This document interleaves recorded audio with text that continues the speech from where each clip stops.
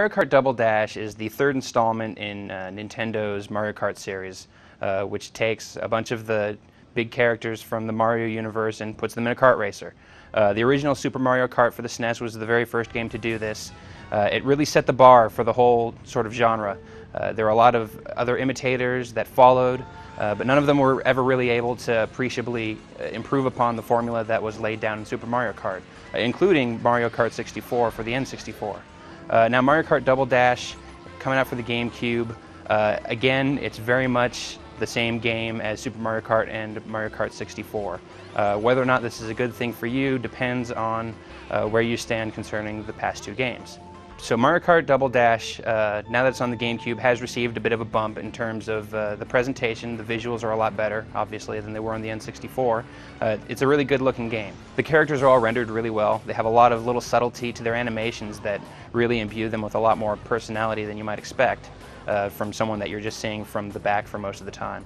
The karts themselves are also all uniquely designed, adding a little bit more character to the whole proceedings.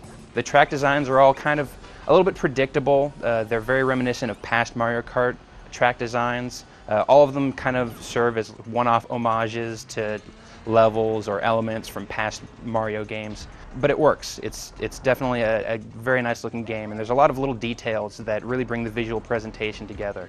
As in past games, there's a bunch of different characters from the Mario universe. You know, Mario, Luigi, Princess Peach, Koopa Troopers, Donkey Kong, Wario, Waluigi, Bowser. There's a whole bunch of them. What really makes Mario Kart Double Dash significantly different from past Mario Kart games is the fact that there are now two characters on every kart. One of them sort of manning the steering wheel, the other one serving as a gunner, taking care of the power-ups and what have you. Effectively, all this really does for the gameplay is give you two slots for power-ups to hold, as you can just press the Z button on the controller and switch between the characters at any given point.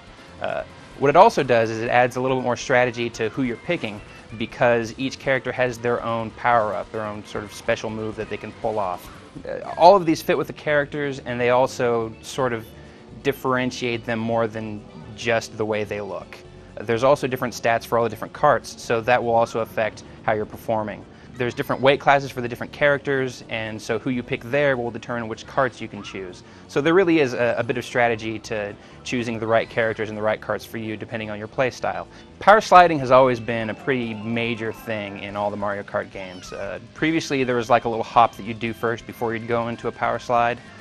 Mario Kart Double Dash does away with that entirely. Basically, when you're in a turn, you can hold down one of the triggers and you'll just start sliding. The thing is that while you're sliding, if you jiggle back and forth the analog stick, the sparks that are coming off of your wheels will turn from yellow to red to blue. Once they go blue, you can let go of the trigger and you'll get a little boost. The tracks are designed to really take advantage and to encourage you to power slide, so you'll be doing a whole lot of it, so it's really important to sort of master that technique. The single-player game in Double Dash is basically limited to straight racing. There are the Grand Prix Cup modes, and then there are the time trial modes. Time trial modes, basically you're racing against the clock. In the Grand Prix Cup modes, you'll go through a series of 4 races against 7 AI opponents trying to place in first. There are initially 3 different cups to compete in, and as you complete them and get gold cups in these different races, then you can start unlocking other things, other cups. There's also other characters to unlock, other karts, additional maps for some of the other modes as well. If you're just playing Mario Kart Double Dash for the single player mode, you're probably going to get tired of it real quick.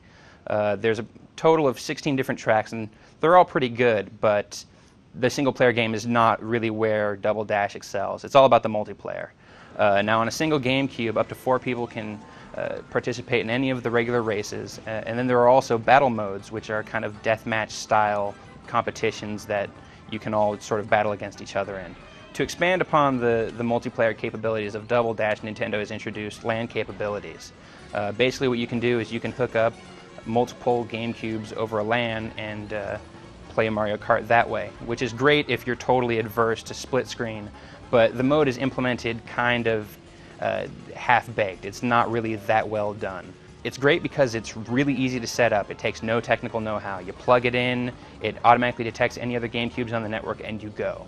But it doesn't have things like internet support. You can't actually pick which characters you play as or which kart you're using in the LAN mode. which it just seems sort of like a bad idea. It doesn't really make sense why they didn't allow you to make these choices on your own. All told, because the broadband adapters are really so rare, and having all these GameCubes and all these TVs all sort of in the same place at once is kind of a rare thing itself, the LAN play really doesn't bring a whole lot to the table. The thing about Mario Kart Double Dash is that it is very much the same kind of game as Super Mario Kart and Mario Kart 64 were before it. The basic modes of play are all basically the same. The gameplay is basically the same. It's good. It's a good game. It's a well-crafted game. The visuals are nice. The sound is good. The gameplay is responsive. But it just doesn't take any chances. It's like they had a checklist of things that you need to make a Mario Kart game, and they went down the list, and then there you have it. Some of the new stuff is a little bit interesting. It's not groundbreaking in any respect.